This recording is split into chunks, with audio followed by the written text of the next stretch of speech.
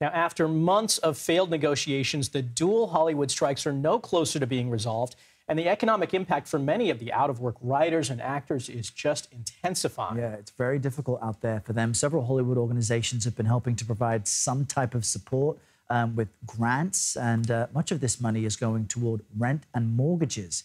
Take a look at this. As of August 25th, the Entertainment Community Fund has distributed more than $5.4 million to film and TV workers, and that's to help them stave off eviction.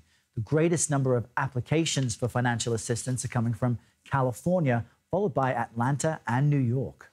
Joining us now from Los Angeles is writer and co-head of Pay Up Hollywood, Alex Rubin. Alex, thanks so much for joining us. I want to ask about the studios, because all the hardship that actors and others in the industry are facing, is that part of the studio's strategy to try and leverage them to get their unions to cave on the demands?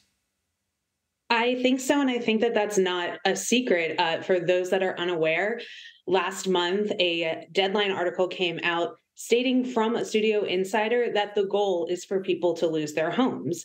But what I think they either don't understand or aren't acknowledging is that this is not a new problem for this community. This started in the pandemic when people were let go from their jobs, when their hours were reduced, or when their jobs were combined. And it has continued to be a problem since then. So this is now a community that knows how to endure and how to take care of each other, because we've been facing it for years.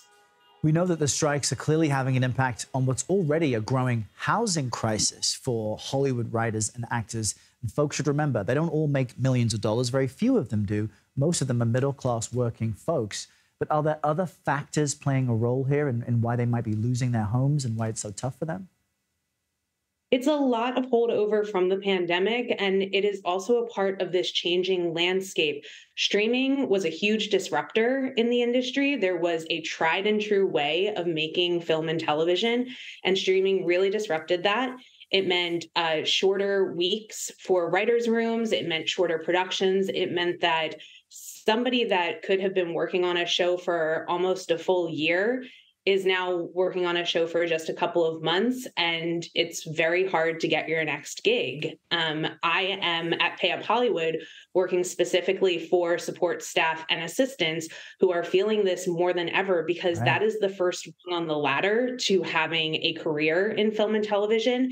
And those jobs are so short and so few and far between that they are not getting the opportunity to build their careers and become the next generation of Hollywood creators. Well, Alex, for those workers who can't pay their rent and can't pay their mortgage and are facing eviction, what kind of support is out there for them right now?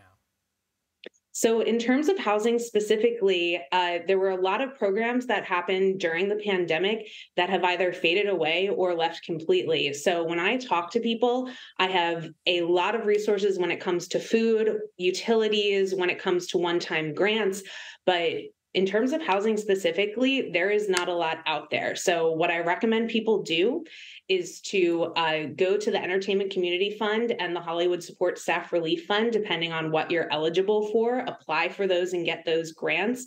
If you are WGA or SAG-AFTRA, go to your union and go into the strike fund or get a loan. And then otherwise use these other programs like food security, utility, and things like that to cover those costs so that you can put it towards your rent and your mortgage. Some wonderful advice there. Alex Rubin, thanks very much. Thank you.